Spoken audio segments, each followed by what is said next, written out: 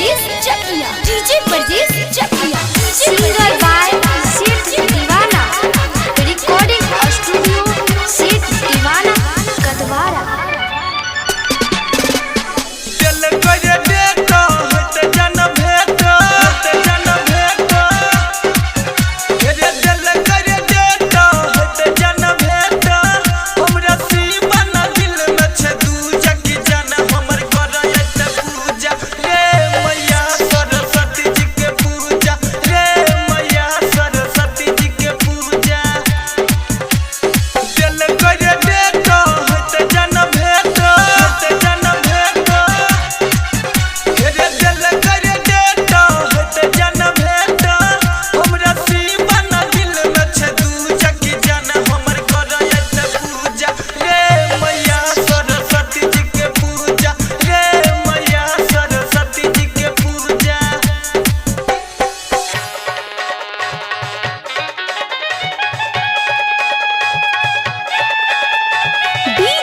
ब्रजेश चकिया, ब्रजेश चकिया, ब्रजेश चकिया।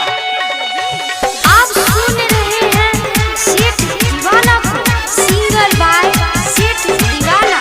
सैजी सबैरी के जन हमर आइतै मैया सरस्वती के चरण पूजैतै ओही जगह हमरा भेट जे हइतै जानू से मीठी मीठी बात जे हइतै जानू से मीठी मीठी बात जे हइतै सैजी सबैरी के जन हमर आइतै मैया सरस्वती के चरण पूजैतै ओही जगह हमरा भेट जे हइतै जानू से मीठी मीठी बात जे हइतै घर कया छाती जलैतै दिया बाती हेरे घर कया छाती जलैतै दिया बाती ओकरा सीमन दिल में या दूजा कि जन हमर करैत पूजा रे मैया सरस्वती जी के पूजा रे।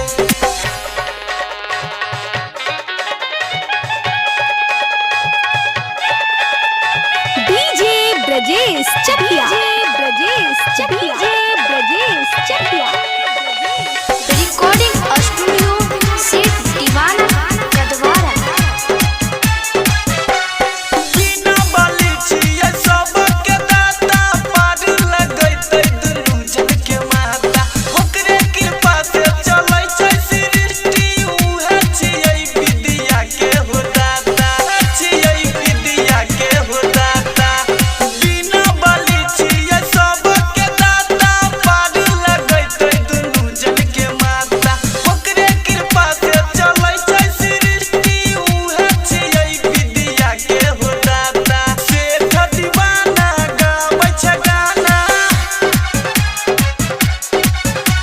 सेठ दीवाना गाबै छै गाना मक्के चरण में शीश नबैतै कि जन हमर करैत पूजा रे मैया सरस्वती जी के पूजा रे। रिकॉर्डिंग स्टूडियो सेठ दीवाना कदवारा।